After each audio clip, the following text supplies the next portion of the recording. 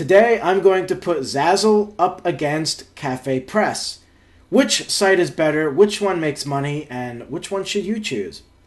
So first of all, both of these sites are very similar.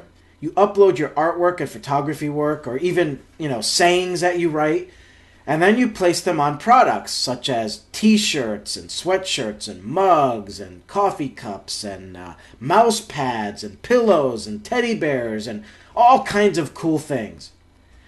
And then you build your own web store, and you can sell those products in your web store.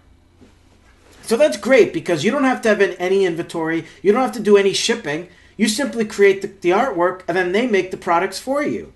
Really awesome way to have a business. Now, there are some differences with these businesses with both shops, and one shop is actually better than the other. So I want to just go through some of this.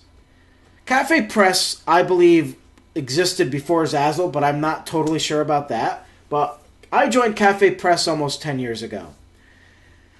And Zazzle I joined a year ago.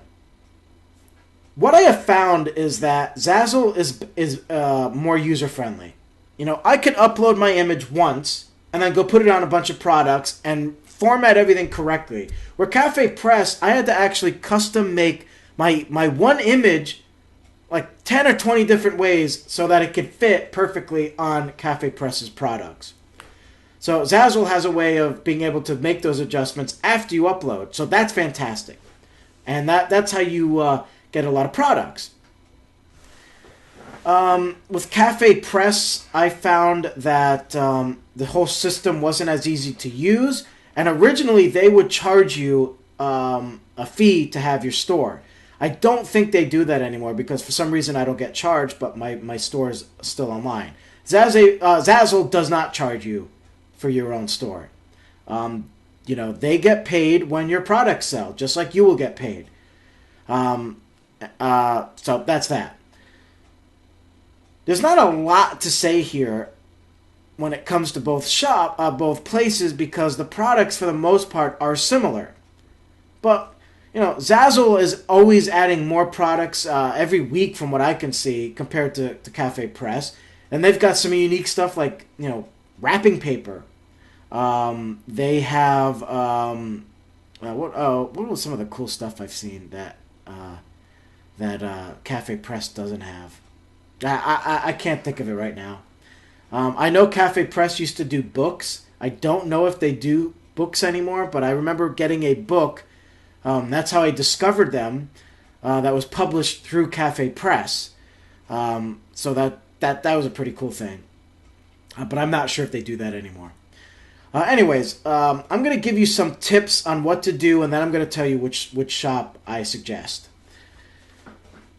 When you create your products, keywords are going to be really important because it's going to be very hard to be found because there are probably millions of products now online. I mean, I've got over 4,000 products myself that I've created in just the past year. So if that's just the past year, and I've only been doing Zazzle for a year, imagine the people who've been doing it for a few years, how many products they may have. 10,000 products?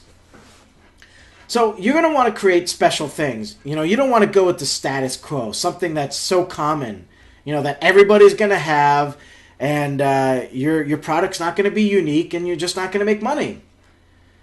The other thing is quantity matters. I told you that I have 4,000 products. Well, that's kind of low. I want to have 20,000, 30,000, 40,000, because the more products you have, the better chance you have of making more sales. Because with that many products out there, your stuff's bound to get found. And once one thing gets found, something else will be found, and so on and so forth. The next thing you want to do is, once you have your product created, you want to do some keyword research. Use, Google AdWord Keyword Planner. Do some search, some research in the search engine. See what, you want to find out what's the best keyword to use. Make sure that keyword is in your title, in your tags, and in your description. Now the descriptions, that's up for debate. Mine are all short. Some people like to write blog posts. I've already noticed this. First of all, as far as people reading them, they just don't read long descriptions. That happens in my Etsy shop, which is a problem because my Etsy shop, there are a lot of important deals throughout the entire post that are needed to be read, but people just won't read it. They'll read the first line and go, yeah, I want it, and buy it. And then they don't read the important information. In any case, that's up for debate whether your description should be long or not. I don't know. Once you do that, and you get your product online, you're going to want to promote it. Blog, make sure you have a blog and do a post every time you do a new product. Make videos. Make a video and showcase your products. If you can do some kind of screen capture program that'll capture your screen, go online to your website and take people on a tour. Show them what you have. Use Pinterest. Make sure you pin each of your products. Facebook, Twitter, Tumblr, Reddit, whatever you can, get it out there so people will know about it. And that's a great way of doing it. And do it every day. Do maybe one product a day. If you want to create a product a day or promote a product a day, and do it consistently, and that's going to start getting you traffic to your store and ultimately lead to sales. And then be creative. Maybe you buy a bunch of your own products and then you go to some booths and sell them for a little higher price. Or wear your products, and then when people see them, they might go, oh, I love that t-shirt, where'd you get it? And you say, I got it at this website, and at your website. So you can be creative in those aspects, and whatever you do. Now, who's better? I'm only going to give you my opinion. Someone may have a different opinion of mine, but my CafePress shop is almost 10 years old. My Zazzle's a year. I have made more money with Zazzle. I find it user-friendly. I put most of my focus now on that over CafePress. I've kind of just left CafePress alone. But I don't make money with CafePress. I never do. Never do. Yet Zazzle, I'll always get sales. I'll just suddenly make a random sale. I check my email and I'm like, hey, look at that. I got another sale. So Zazzle, and also I noticed that my stuff in Zazzle will show up in the search engines where CafePress, they don't.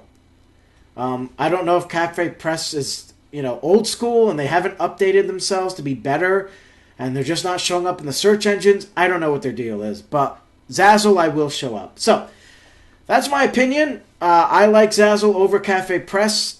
Like I said, I make sales there. I think they're much more user-friendly. And, it's up to you what you want to do. You could still have both two stores, have a shop at each one. Maybe each one offers different type of products. But it's a great way to make money online and a fun way, too. You're creating cool products, and then it's residual income. 20 years from now, those websites could be earning you money, and you haven't even been there in 20 years. So that's pretty damn cool. So I hope that helps you, and good luck. Have a great day. Hey, thanks for watching the video. Please be sure to subscribe by clicking here. And hey, while you're at it, visit my site here for lots of cool content and, yes, some free stuff. Hey, who doesn't love free stuff? I don't. Shut up.